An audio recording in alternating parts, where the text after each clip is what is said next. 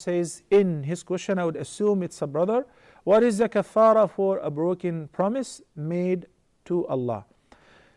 The broken promise, the word promise made to Allah is known as nadhr, and it is similar to al-yamin. An-nadhr and al-yamin, the vow or the oath which is taken under the name of Allah, the Almighty, or if His names or attributes.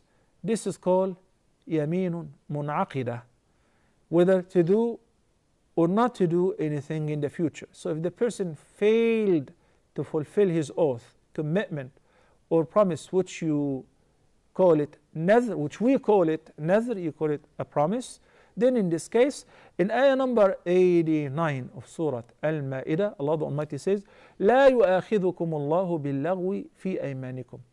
Allah does not hold you blameworthy for the vain oath.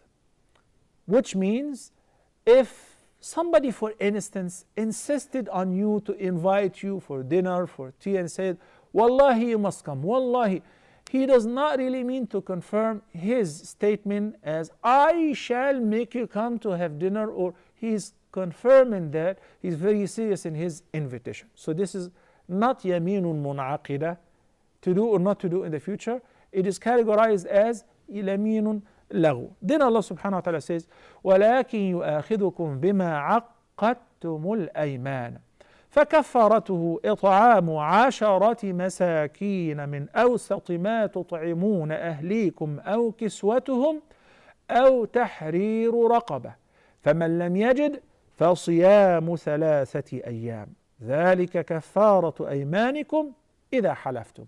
So the ransom for يمين منعقدة, which may be violated, is as follows. Similarly, for the vow, number 1, إطعام 10 مساكين, feeding 10 poor people. What kind of food? من أوسط ما تطعمون أهليكم, of the average food that you and your family eat from. أو كسوتهم, so in this case it is optional, either to feed 10 masakin or to buy clothes for them. أو, the word أو means or, so it is optional. تحرير رقبة, or freeing a slave neck. فمن لم يجد, if you cannot afford it, if you cannot find the means of feeding, clothing, or freeing a slave neck, then you may resort to option number 2, which is 3 أيام. فصيام 3 أيام, fasting for 3 days. That is the ransom for your oath whenever you make an oath and you fail to fulfill it. And similarly, the vow.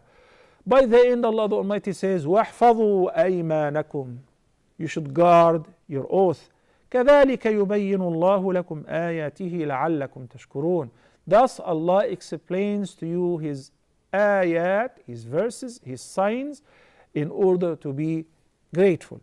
The best behavior with regards to the vow or the promise is to say insha'Allah, and not to make it contingent on the fulfillment of something. Like some people say, if Allah cures me, I shall fast for a whole month, thinking this nadhr would make them get better and will make Allah cure them. Had Allah subhanahu wa ta'ala ordained your recovery before you were born and before you were created, you will be recovered. You will be better. It is not the nadhr which will change the decree of Allah subhanahu wa ta'ala.